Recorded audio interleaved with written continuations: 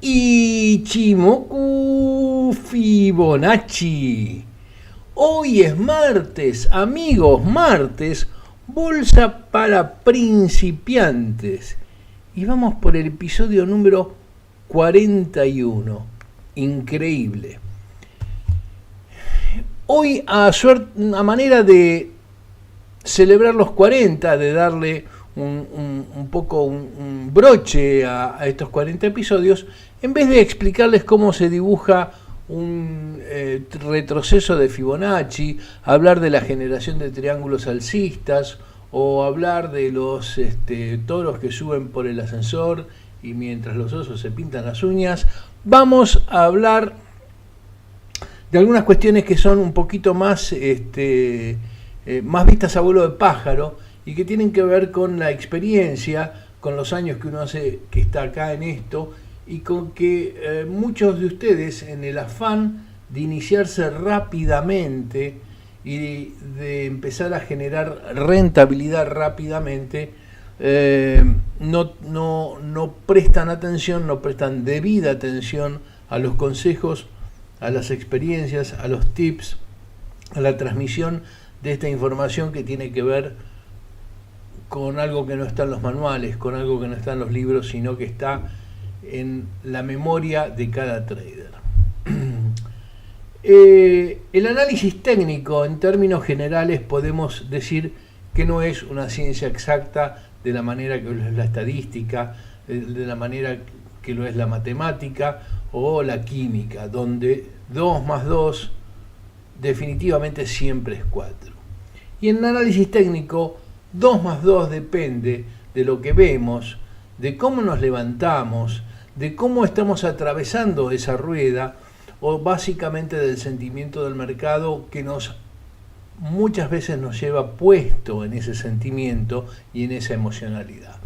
Por eso digo que como los aspectos psicológicos son muy fuertes e importantes en el mercado, en el trader, es importantísimo que no sigas a nadie y que estés siempre dentro de tus cabales, de tu línea, dentro de tu vía, dentro del carril sobre el cual decidiste atravesar tu operación. Estudiá antes de empezar, practicá. Yo no soy muy partidario de esas paper money, esas cuentas de práctica, porque no tienen la componente más importante que nos hace cometer errores, que es la emocionalidad, la psicología del trader. Entonces, tirarse en una montaña rusa no es lo mismo que tirarse en una montaña rusa. Es como de adolescentes y no tanto, practicábamos de noche, que le íbamos a decir a la piba con la que íbamos a salir, y cuando íbamos a salir no venían, las cosas no venían a la luz como habíamos pensado. No hay mucha diferencia entre el amor y la bolsa. Bueno, estudiantes de empezar, toma cursos, preferentemente cursos que sean online, cursos no presenciales. Los presenciales son cursos teóricos, es pura academia, y eso, la verdad, es que nos pone en una situación similar a la del paper money. Primero, que es el incordio de estar trasladándose, y segundo, que yo creo que los cursos hay que ir tomándolos en la medida en que vamos evolucionando y vamos encontrando cuál es nuestro método, cuál es nuestro sistema.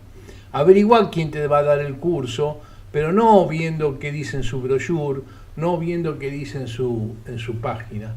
Fíjate hablando con quienes ya han hecho curso. Es como cuando vas a hacer una compra, fíjate las reviews, no lo que dice el fabricante. El fabricante en el folleto te pone cualquier cosa porque el de la imprenta le hace caso y pone lo que el fabricante diga. Vos habla con otros usuarios, fíjate en internet qué dicen de la batidora AXF de Yelmo, o fíjate qué dice las reviews del coche Pirulito 500 y no en el instructivo o en lo que te dice el vendedor del Pirulito 500. No sueñes que Pirulito 500 va a ir a 150 km por hora, ni sueñes que vas a duplicar tu capital el primer año. No, eso te puede llevar muchos años. Es muy probable que el primer año veas decrecer tu capital, porque la experiencia es todo en la bolsa, y a veces la falta de experiencia, la innovación, lo nuevo, te hace perder parte de tu capital. Lo importante es que lo que hayas perdido lo hayas ganado en experiencia. No sueñes con el dinero que te prometen otros traders, no sueñes con el dinero del cual se jactan otros traders que han ganado. La mayoría cuenta los casos de éxito y nunca cuentan los casos de fracaso. Tengan presente que los casos de éxito son muy poquitos en el mundo, pero la suma permanente, consecutiva y metódica de casos de éxito conforman el gran éxito, y la ilusión, el evitar los casos de fracaso, lo que hacen es preservar el capital. Invierte pequeño.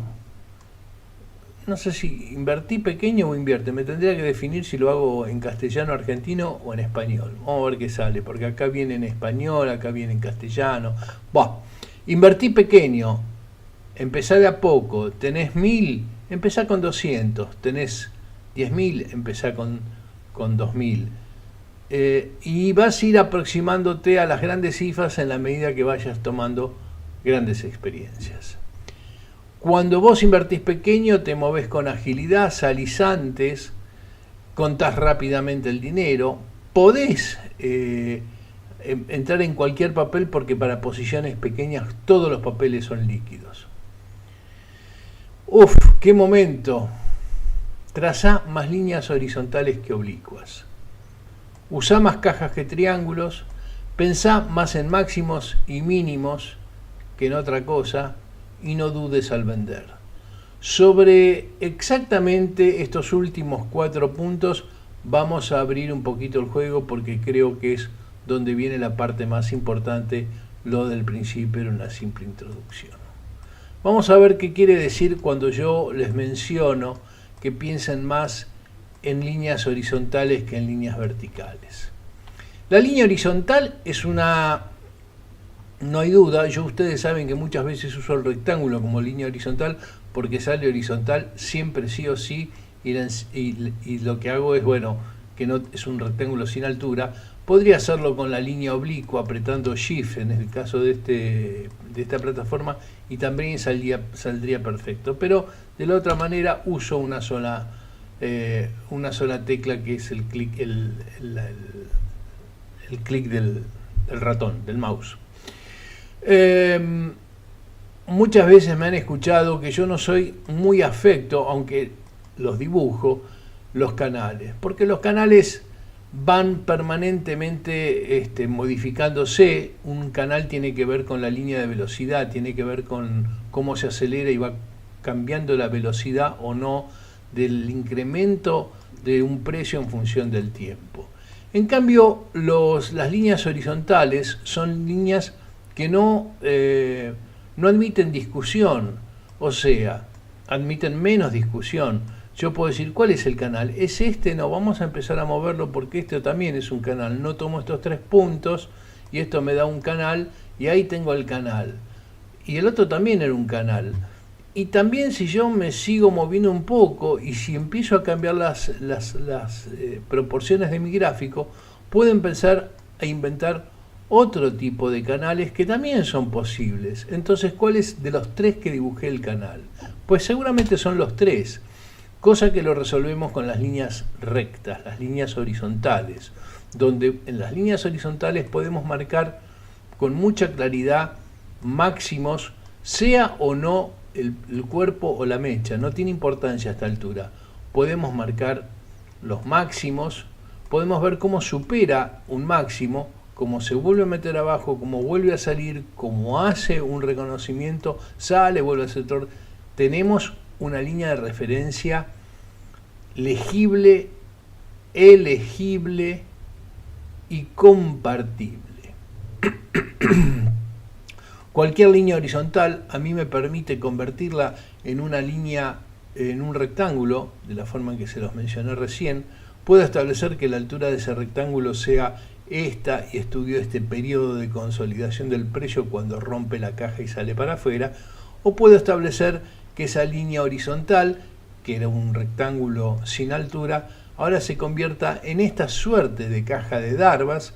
Ustedes saben que yo las cajas de Darvas las dibujo, las tengo en un template y las dibujo en naranja, y veo cómo claramente un papel rompe, y esto es una lectura muy sencilla, que digo, efectivamente atravesó este máximo, me fijo para abajo, tiene volumen, esto vuela, y ahí decido una inversión en una zona donde vale la pena.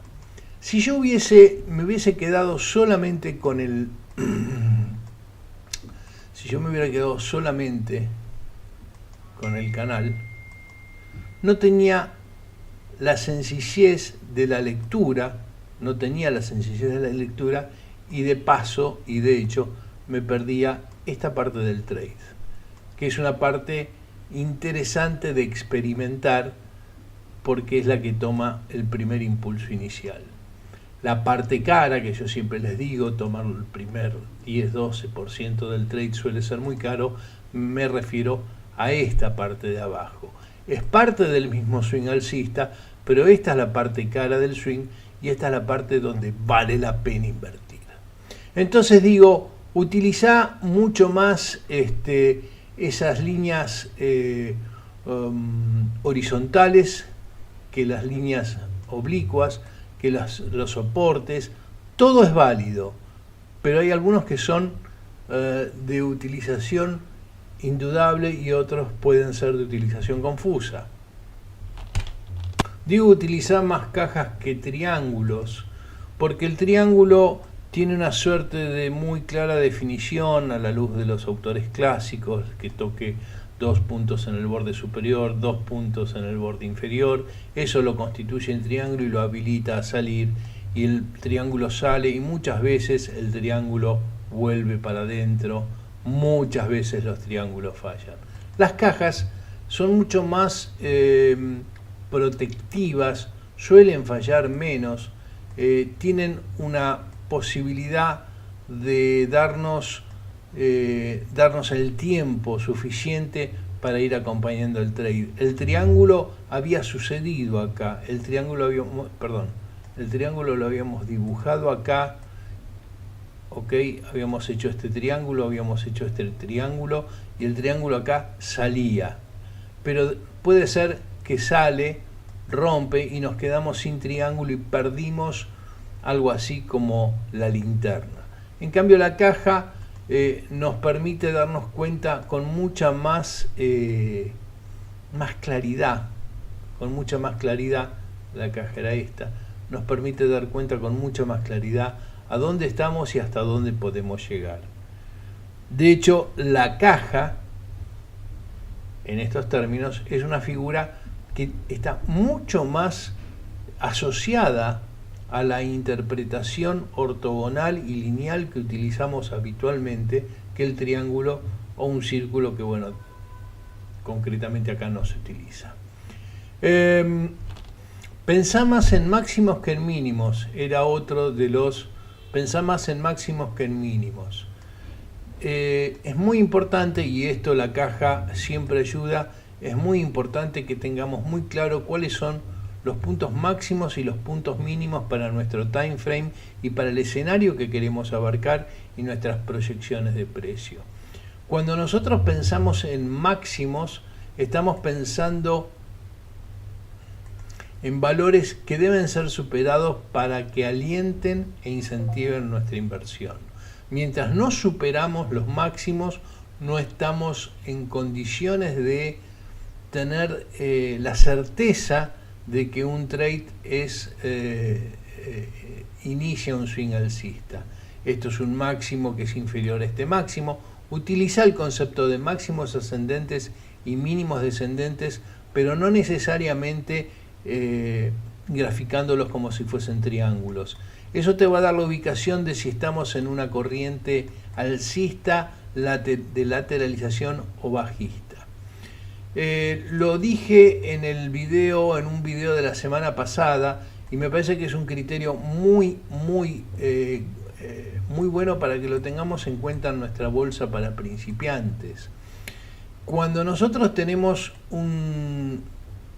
una caja, cuando tenemos claro cuáles son los máximos por los cuales se está definiendo esta caja, y vemos que hay un movimiento que supera y sale de la caja, lo primero que tenemos que hacer es dejar que esto suceda e ir inmediatamente para abajo y ver qué es lo que está sucediendo con el volumen y ver cuándo se genera ese volumen y entrar cuando ese volumen se genera. Cuando salimos de un máximo y tenemos volumen, estamos saliendo, estamos iniciando un swing alcista. Ese es el momento determinante que hay que entrar.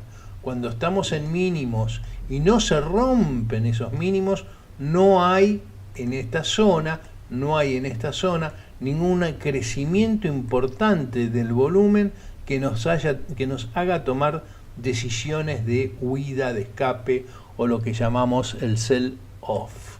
Entonces, usa figuras burdas, usa figuras fáciles de identificar, nada de sofisticaciones, y empezá con mucha simpleza tus trades, básicamente buscando siempre dónde se generan los volúmenes, y ahí vas a aprender por qué se genera el volumen en esta zona y por qué después va creciendo en otras zonas el volumen, porque se deben repetir situaciones parecidas a esta. Entonces pensá en máximos, pensá en mínimos y no dudes al vender, nunca dudes al vender. Si llegaste a este punto y para vos es una satisfacción haber roto este máximo y llegar a este punto, toda esta parte de acá no la estás conociendo, no sabés que existe. Todo esto es lo que vendrá. Por ahora vos estás hasta acá, y si hasta acá estás satisfecho, pues vendé acá y retírate con ese dinero a casa. Disfrutalo, salí, gástalo en familia, en amigos, en mujeres, en amantes, en droga, en alcohol, en sexo, en lo que quieras. Pero salí de los trades, aprendé a vender, no tengas miedo en vender. Vender es la realización, es algo así como la materialización del logro. Vender es poner la guita en el bolso, vender es agarrar el dinero y decir, esto me lo gané con una burda caja de máximos y mínimos que mirando el volumen me permitió darme cuenta cómo funciona la bolsa. Simple, sencillo, humilde, sin andar haciendo alardes de que la tengo clara. Disfrutá el trading vendiendo, realizando, ejecutando las órdenes de venta y disfrutá de la vida. Gracias.